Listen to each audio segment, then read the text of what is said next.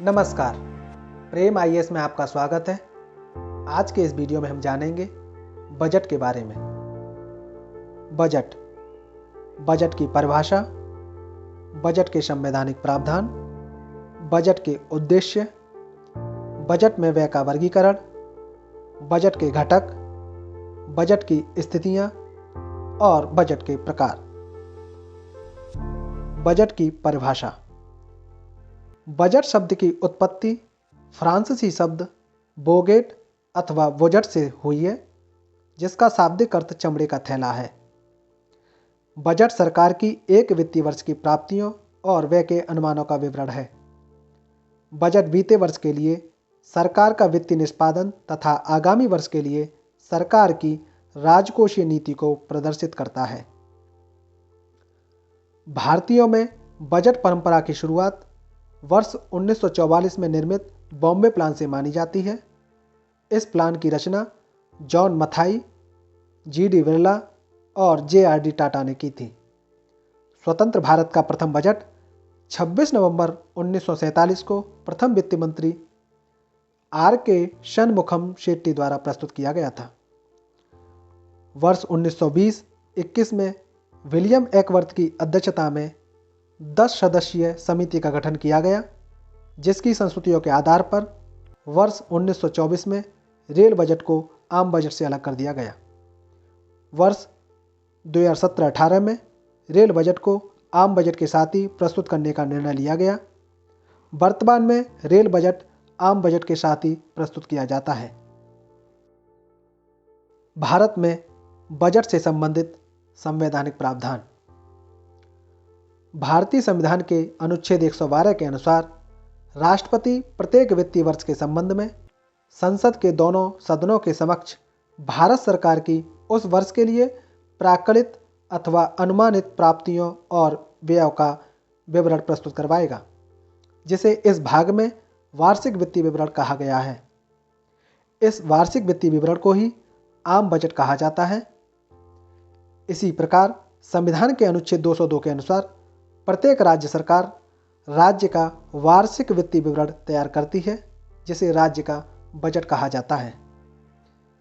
यहाँ ध्यान देने योग्य बात यह है कि भारतीय संविधान में बजट के लिए वार्षिक वित्तीय विवरण शब्द का प्रयोग किया गया है, अर्थात भारतीय संविधान में बजट शब्द का कहीं भी प्रयोग नहीं किया गया है। बजट के उद्देश्य। बजट के निम्नलिखित उद्देश्य होते हैं। नंबर 1, आय एवं संपत्ति का पुनर्वितरण करना। नंबर 2, संसाधनों का पुनर्आवंटन करना। नंबर 3, आर्थिक स्थिरता को बनाए रखना। नंबर 4, सार्वजनिक उद्यमों का प्रबंधन करना आदि। बजट में व्यय का वर्गीकरण। बजट के व्यय को 2 भागों में प्रदर्शित किया जाता है। इसके पहले भाग में भारत की संचित निधि पर भारित व्यय। इसके संबंध में सदन में केवल चर्चा की जा सकती है, मतदान नहीं। संवैधानिक पदों पर आसीन व्यक्तियों के वेतन व भत्ते इसी संचित निधि से दिए जाते हैं, अर्थात ऐसे वेतन व भत्ते भारित व्यय कहलाते हैं। इसके दूसरे भाग में भारत की संचित निधि में से किए जाने वाले व्यय प्रदर्शित किए जाते हैं। इसके संबंध में सदन में चर्चा भी की जा सकती है और इसका लोकसभा में मतदान द्वारा पारित होना भी जरूरी है।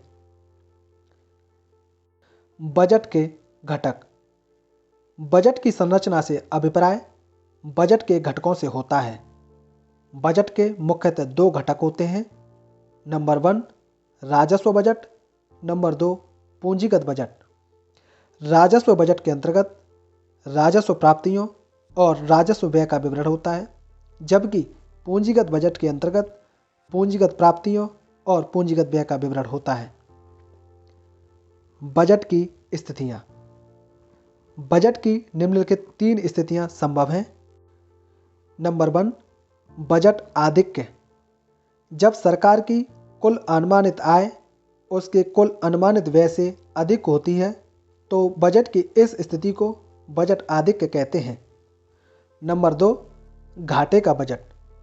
जब सरकार का कुल व्यय उसकी कुल अनुमानित आय अथवा प्राप्तियों से अधिक होता है तो बजट की इस स्थिति को घाटे का बजट कहते हैं। नंबर 3, संतुलित बजट। जब सरकार की कुल अनुमानित प्राप्तियां अथवा आय उसके कुल अनुमानित व्यय के बराबर होती हैं तो बजट की इस स्थिति को संतुलित बजट कहा जाता है। यह बजट की आदर्श स्थिति होती है।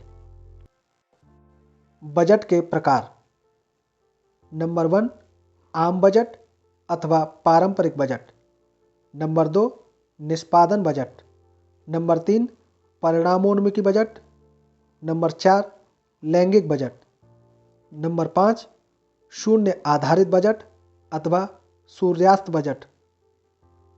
नोट: राजस्थान ऐसा पहला राज्य था जिसने वित्त वर्ष 1995-96 में शून्य आधारित बजट को सभी विभागों में सख्ती से लागू करने का निर्णय लिया था।